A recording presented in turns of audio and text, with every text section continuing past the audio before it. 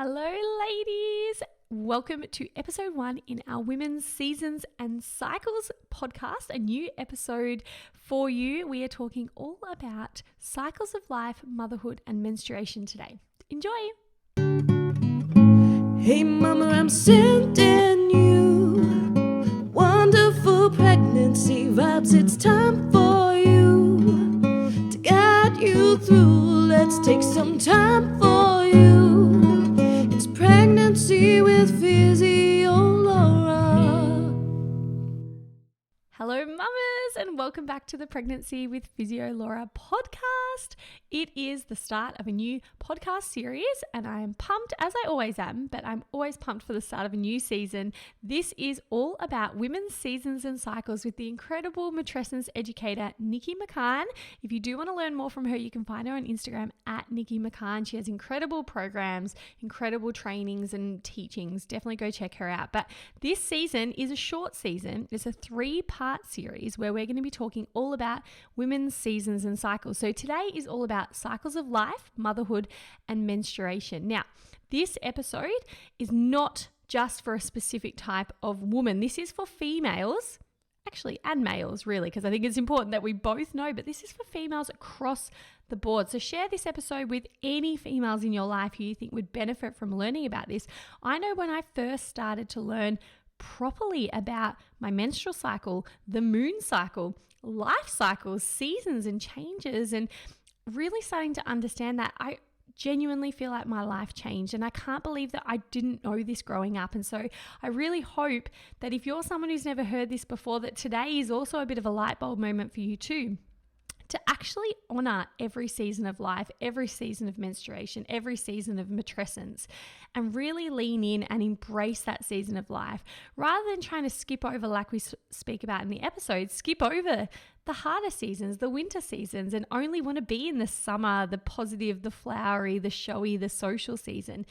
Honoring that there's other seasons which bring different things but are just as valuable. Winter is really important to sow the seeds, to rest, to rejuvenate, to recalibrate, to be in transition. That's really, really important. But as a society, we don't really value those other seasons. And I think it's really great to listen to Nikki explain this today so that we can really embrace the gifts that each season brings. And I mentioned in this episode as well how I started scheduling my work around my menstrual cycle, which seems ludicrous to most people, I'm sure, but it makes so much sense. And we talk about redefining PMS and all these amazing things that I've only just come to realize in my adult life. And I really hope that if you've never heard this today, that you'll go and share this information far and wide, because I feel like it is so important for all females across the board to understand cycles of life, menstruation, matrescence, so much more. So without further ado, we're going to jump straight into this episode. All 3 episodes, as per all my other podcast series, are already live right now inside the Pregnancy Posse. So if you do want to listen to the whole season at once, come and join me inside the Pregnancy Posse. You can find out more at thepregnancyposse.com. We do weekly workouts. We have Q&As with me. I send you welcome videos when you first join, answering any of your pregnancy questions. So it's a really beautiful container if you want to be able to ask me, a women's health physio, all of your burning pregnancy questions while also being supported physically and mentally in the lead up to birth. So check that out at thepregnancyposse.com. But let's jump into this chat with Nikki, talking all about cycles. Enjoy. Hi, Nikki. Welcome to the podcast. I am pumped to have you on. This is your second time on the podcast. So if anyone hasn't heard of Nikki, definitely go back and listen to the matrescence series, because you kind of opened that whole portal up to my audience, and the amount of feedback and amazing feedback I got from that podcast was epic. So I know today is going to be just as epic, because we're talking all about cycles, which I know we wanted to talk about last year and we just never got around to it. So we're finally here. Thank you, Nikki. Thank you for having me. I feel very special to be invited back again, and I'm really keen to talk to you about this subject, because I do feel like we sort of started going there and then we had to stop because we knew it was going to be opening up a whole other can of worms. Yep. So I had to open up that can with you today. Yeah. So today we're going to talk about cycles, and you're going to explain exactly what we mean, but essentially life cycles, maternal cycles, menstrual cycles. There's so many different cycles. So let's start with, why are cycles even important, and why do we need to know about them? Why do you think they're so valuable? Yeah, well, seasons and cycles really changed my life. And I know that that's like a term that gets thrown around a lot, but for me, it really did because I guess I've grown up in the same way as you in a patriarchal society that's very much about production, that's very much about doing and achieving and continuous growth. And I really held myself, I guess, to that kind of a standard of always being on, always having to be doing something, growing or producing. And it was through understanding the seasons and the cycles that I really started to be able to connect with myself in a deeper way. And it shifted so much for me just in terms of my own, connection to myself, my connection to my body, my self-care practices, and also just understanding life and the different seasons of life that we move through and having a lot more, I guess, surrender and acceptance around not always being on all the time. So in terms of, why seasons and cycles, I think is something that we need to understand is because so many of us have grown up in this culture of feeling like we always have to be doing, we always have to be growing, we always have to be achieving, and really having some stories around things like rest and allowing there to be, spaciousness and quiet periods of life that are actually, really normal and really beneficial and supportive to our overall well-being. So when we're talking about different seasons and cycles, as you said, there are so many different seasons and cycles. Every living thing is following a particular rhythm, the same rhythm, whether it's a flower, whether it's our menstrual cycle, whether it's the earth seasons, whether it's the different life seasons and stages that we go through as women. It's all following this same rhythm of birth, growth, coming into a full bloom, the peak of the cycle, the pinnacle, and then starting to wane, and then dying, and then being born again. So everything's following that rhythm. So if we look at this in terms of the earth seasons, we have autumn, which is when, if you think about autumn, the leaves on the trees are starting to fall. There is a change that's coming. The colors are shifting. Things are starting to fall away. We might experience resistance to that letting go. Maybe we don't want it to be cold. We're still having fun in summer. And then we're moving then into winter, which is a time when, if you think about this in terms of trees, all of the leaves have fallen off. There can be a sense of things being cold or barren, more darkness in terms of, that the sun's not out as much. And if you think about this in terms of, planting a seed, this is when a seed is underneath the ground and it's spreading its roots into the soil. We can't see that growth on the top of the soil yet, but it is happening. And then we're moving into spring, which is when we start seeing those new shoots of growth starting to appear. The light is returning. This is a time when lots of baby animals are born, lots of babies are born as well. It's a particularly, fertile time in the cycle. Lots of new growth is starting, lots of new possibilities. And then we're moving into summer, which is like the peak of the cycle, where there's more sun than there is darkness. There's lots of growth. This is where, we're having really rich harvest of all of the different things that have grown over that cycle. So the growth that was happening underneath the soil that we couldn't see in winter, we're reaping the benefits of that in summer. And if you think about this, then in terms of, a moon cycle, we start with a new moon, which is very aligned to that winter season. It waxes and moves up into what you could say is like a spring. And then it reaches a full moon, which is like the summer.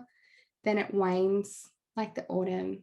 And then it goes into a dark moon, again, returning to winter. So again, it's cycling through that same rhythm.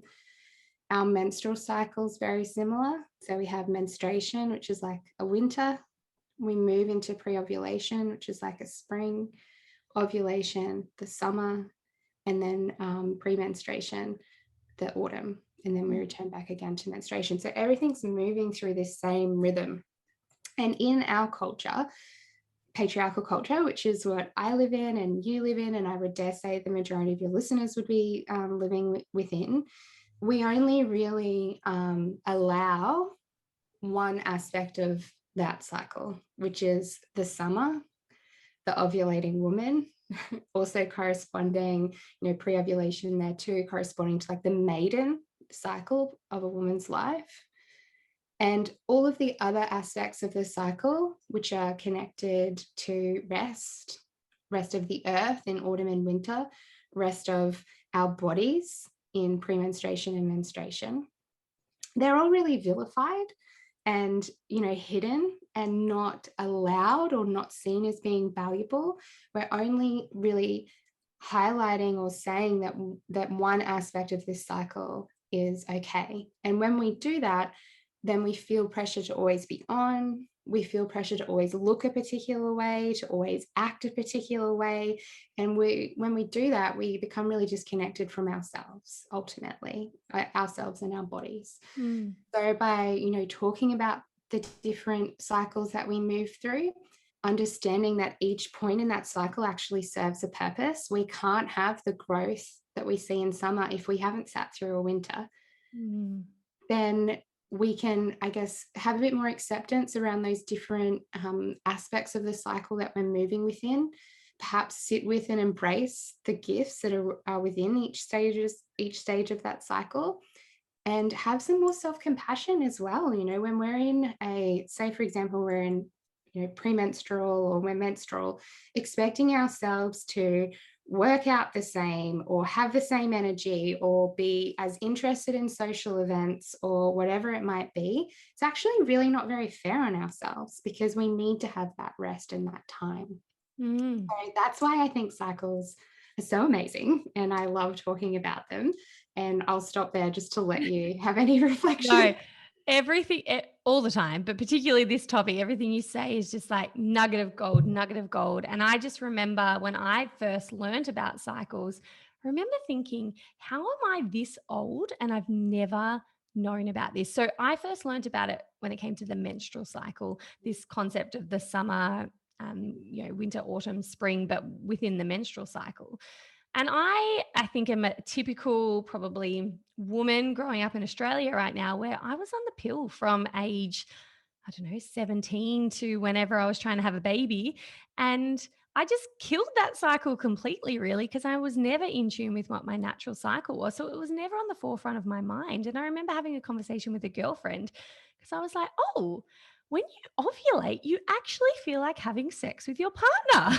And it was like mind blowing to me, because I could feel such a shift in my libido from the different parts of my cycle. And then like feeling into, oh yeah, because I am quite an extroverted, social, outgoing person normally, but I do dip into that premenstrual, introverted winter, autumn, winter, want to keep to myself a little bit more, don't feel like going out as much. And I 100% agree with what you're saying in that it really is the shadow part that is not meant to be, put at the surface of what a woman is.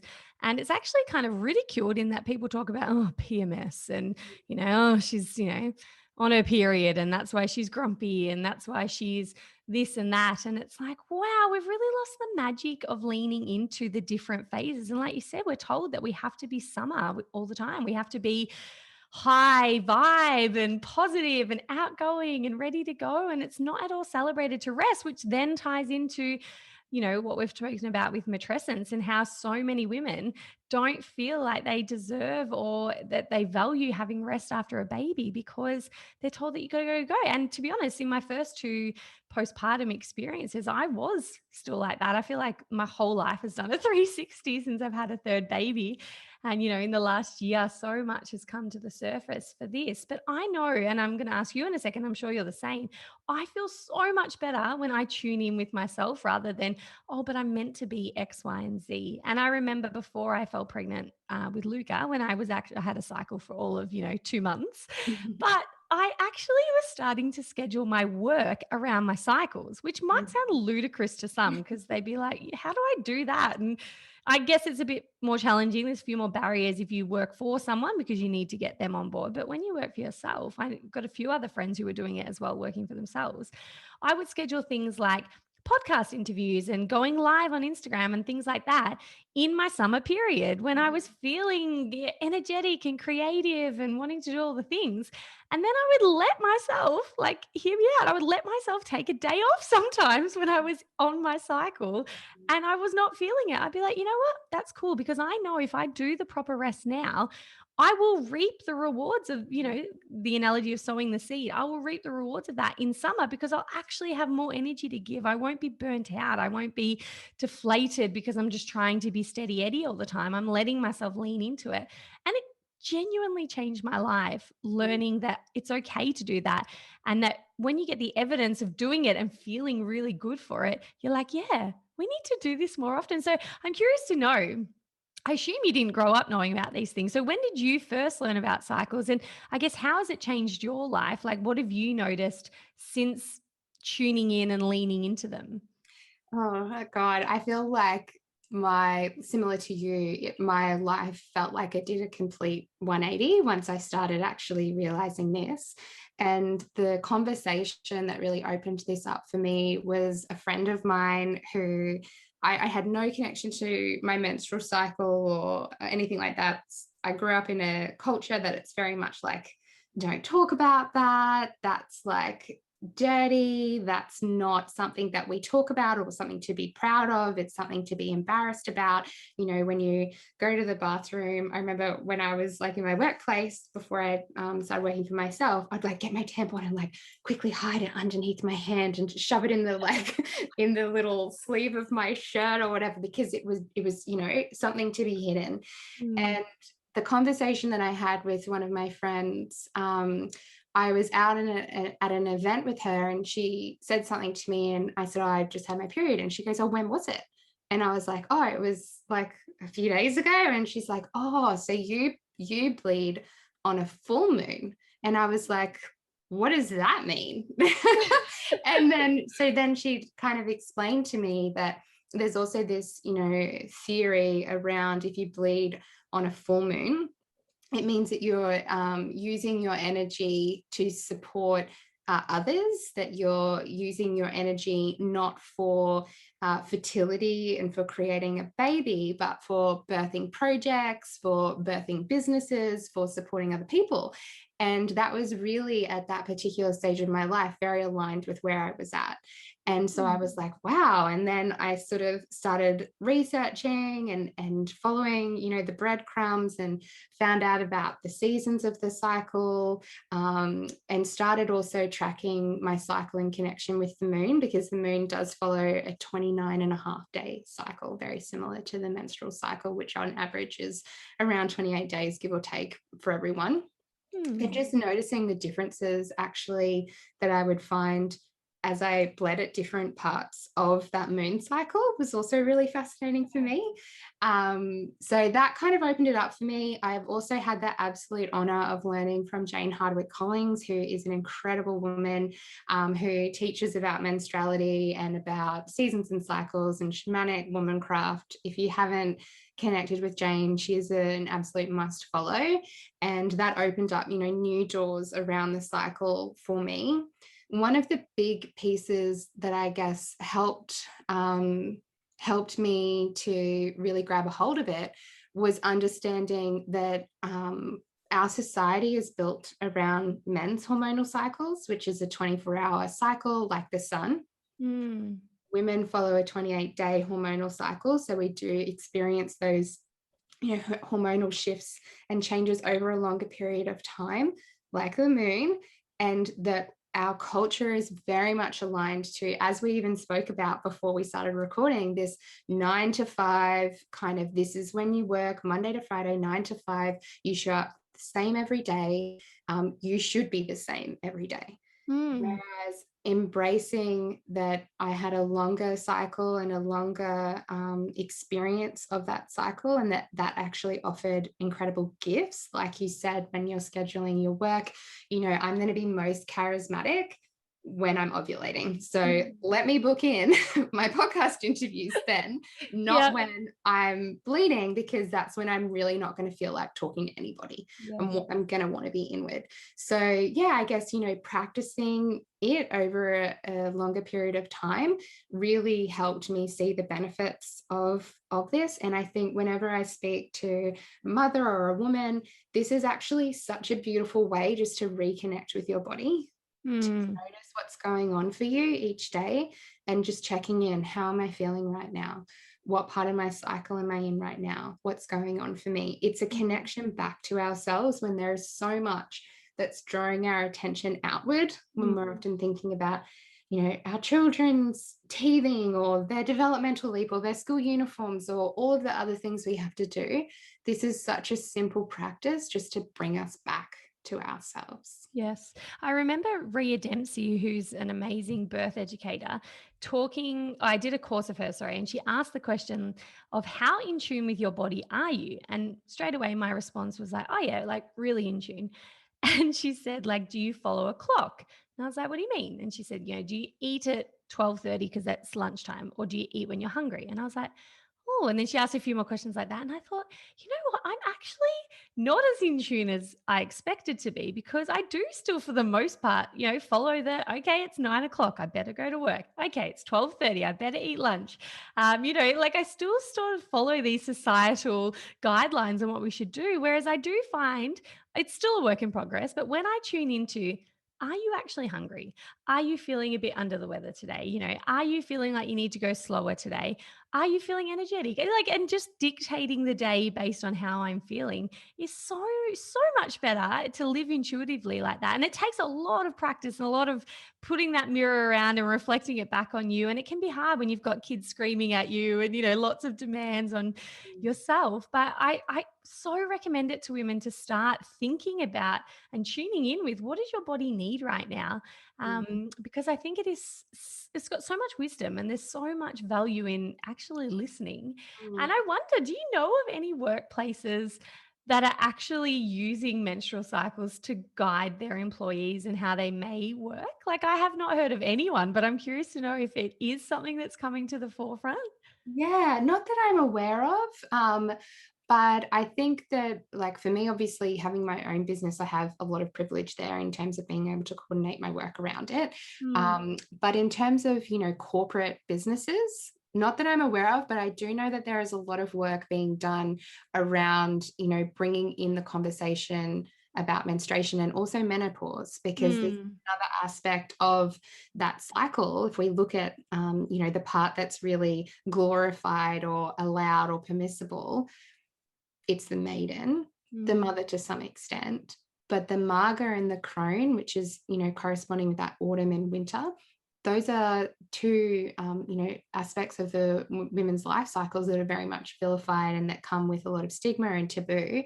So I know that there is work being done around menopause policies as well in some workplaces. Let me see if I can find a specific example. Yeah. No, I'm just thinking, I know you're a busy woman, you got a lot on your plate. You're just telling me before that you want to drop out into a more winter cycle, but I'm feeling like, how epic would it be if you went to big corporations and like taught them what we're talking about now and like help them implement something? I feel like that could be a future project of yours. Nikki, to-do list.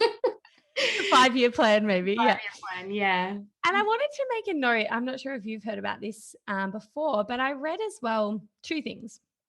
If you expose yourself to the moonlight more, which again sounds a little bit woo-woo, but that's definitely my vibe, you actually then tend to sync up with the moon cycles. It's because we live in these houses with 4 walls and we're not exposed to moonlight. We've got curtains and EMFs and we're always on our phone, et cetera, et cetera. It kind of interferes with it. But when, say, if you sleep with your windows open, that you sync up with the moon because your body is like regulating with it. Is that true? Have you heard about this? Yes. Yeah, I have heard about it. And for the reasons that you said, that we've got so much artificial light, like we're sitting in front of computers right now, we're not having that exposure to natural light, and our circadian rhythm is impacted. Therefore, it can impact our menstrual cycle. So I definitely believe that there's truth to that. And also, it's just really fascinating to, if you do start tracking your menstrual cycle, to also notice how it corresponds with the moon. Because for me, it changes over time, and it Mm, will change over time. Like you'll slowly move between a new moon and a full moon yes. bleed. Yep. And that, again, it can be quite fascinating just to notice the differences in how that shows up for you, and also what's going on in your life at that particular time. Is that Mm, you're working on conceiving a baby and that you're moving more closer to that new moon? Or is it that you've got some, a new work project or something that you're focusing your energy outwards, and how is that reflecting in your cycle too? So, yeah, I think it's super fascinating. And look, it makes sense. Like the moon controls the tides, water, we're made up of a lot of water. Like, of course there's going to be some sort of impact from that. yes. And we always blame the full moon if our toddlers are having a massive meltdown for days on end, don't we? So there's got to be something in it. And so you were saying that when you were bleeding on a full moon, I think, was it?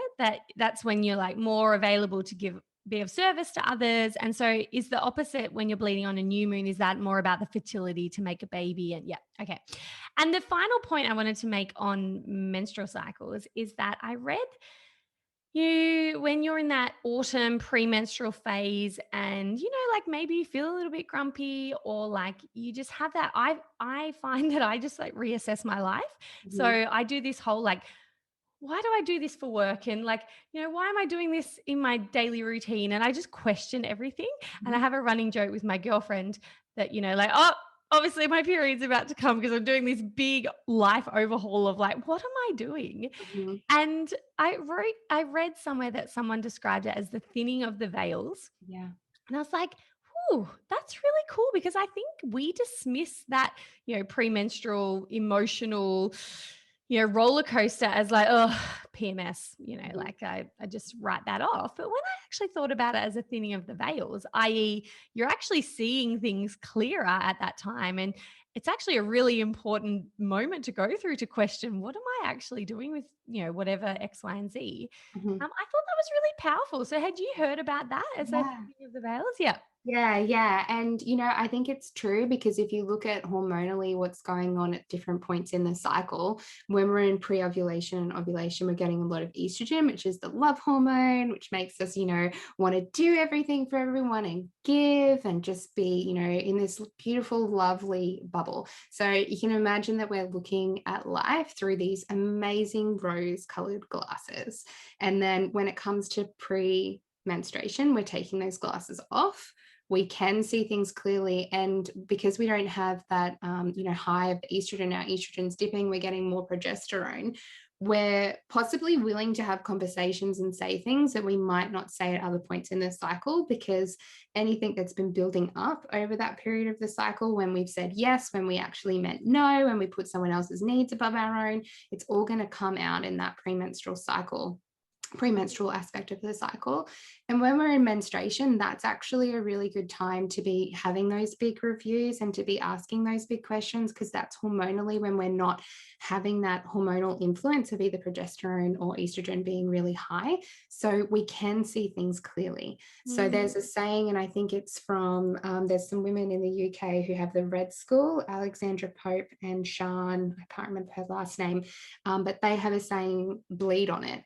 So if you have a big question that you want Yeah. to make a big decision about, is to not make the decision when you're in your estrogen filled love bubble. Yep, yep. When you're going to say yes to something, this is when you're like, you want me to do that podcast? Yeah, I'll do that. I'm going to do that masterclass. I'm going to do this. I'm going to do that. I'm going to do all of the things. And then you get to the winter and you're like, why did I say that I would do that? I want to cancel everything. So the time to really be making those decisions is in that winter season, Mm.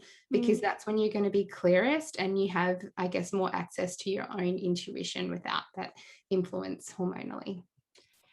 Does it blow your mind that we do not learn this growing up? Like, this is crazy. This is so important. Like, everything you're saying, I'm like, oh my God, this is amazing knowledge about our bodies that we just don't know about. I feel like this needs to be, you think about sex ed in school at the moment. I'm not sure if it's different. It might be different to when I went to school, but we learned learning about these important topics, I think we learned how to put a condom on a banana and maybe what like some organs were, but even then I'm probably sure we never heard about the clitoris or female masturbation, and that's like a whole other topic. But oh, it blows my mind. I feel like our generation, like God help our daughters, because we're going to be raising them to be like these red tent, like they're having blood parties and they're just like so proud of themselves. Yeah, it's crazy, isn't it? And there's been so many, there's actually been research around how girls have felt when they've gotten their period, and some of them have gotten their period and not known what it was because they haven't been told. Like some don't actually realize that you only ovulate at one particular part of your cycle, like some thinking that you ovulate all the time, that you can always get pregnant. So there is so much missing information around female bodies and understanding our reproductive system and cycles. So I think we do have so far to go, but at the same time, I feel like just even in the last 5 years, the conversation around these sorts of topics has shifted so much. And I really do feel like hopefully it's a different experience for the next generation of girls. Absolutely. And even just knowing that your menstrual cycle is not just about bleeding and making a baby. Like it's about creativity and it's about energy, and it's so much more. Like I think I'm still probably wrapping my head around that because I've been in that like, am I having a baby? Am I breastfeeding? Like just in very much like a that sort of cycle in the last 4 or 5 years, but really leaning into the other elements of the cycle that it brings up. And it isn't just about your fertility, it is about so much more than that. So it's so fascinating. Is there anything else you wanted to mention on this? Because I'm going to jump into rest and being on and off and maybe some of your own experience with that. But is there anything you wanted to wrap up about cycles of life? And yeah, well, maybe just to finish with, if someone is in the same situation as you, where you don't currently have a cycle, you can track your cycle using the moon. So you can use that as a different way to still be connecting in with those different rhythms, and then also considering, how that sits within the broader cycles that we're going through. So right now, for me, I'm in my very early spring, and outside it's summer. The life cycle stage that I'm at is mother, which again corresponds with that summer. So you can be considering all of these different cycles kind of within each other, and noticing how that impacts our mood.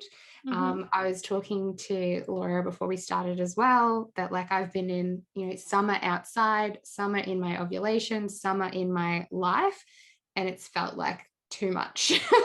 Too shiny. Too shiny.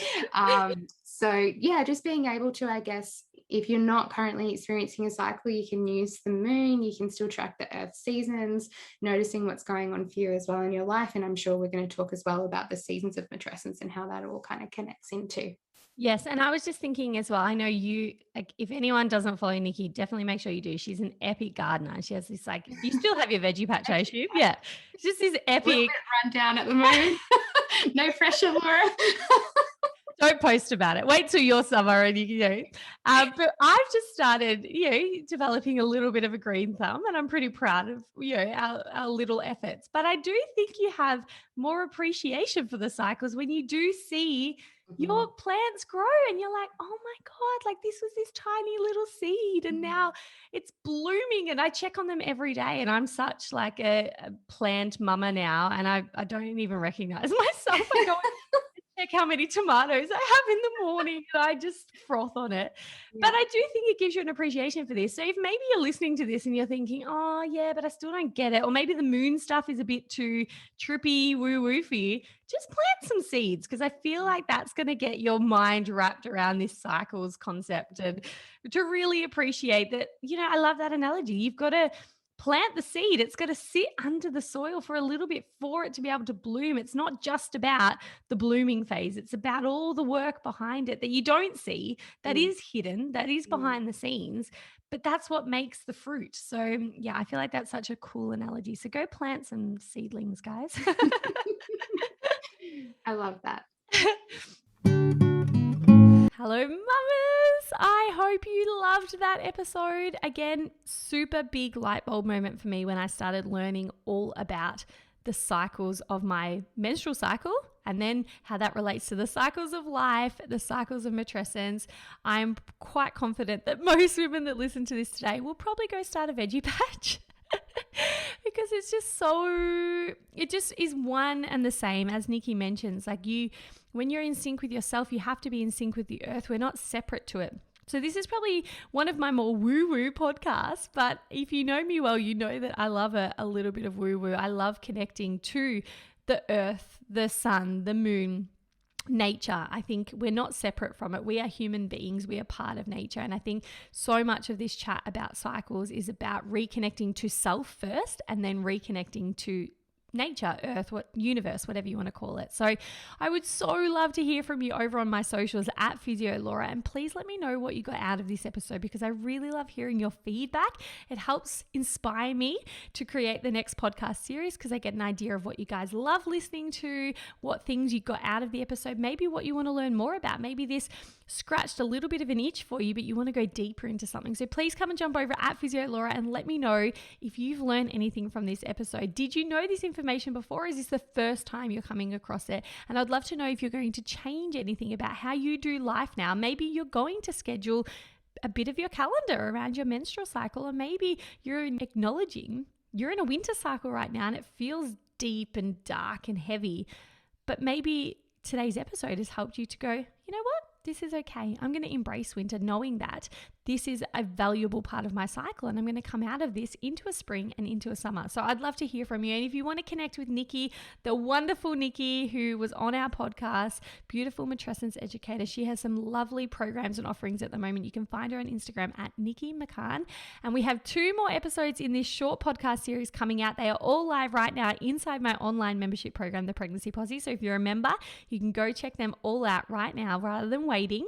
But if you're not a member and you need to wait, do make sure you subscribe to the Pregnancy with Physio Laura podcast so that you don't miss out on the seasons that are coming up. We've got so many amazing things in the pipeline. You won't miss any episodes. So do hit that subscribe button.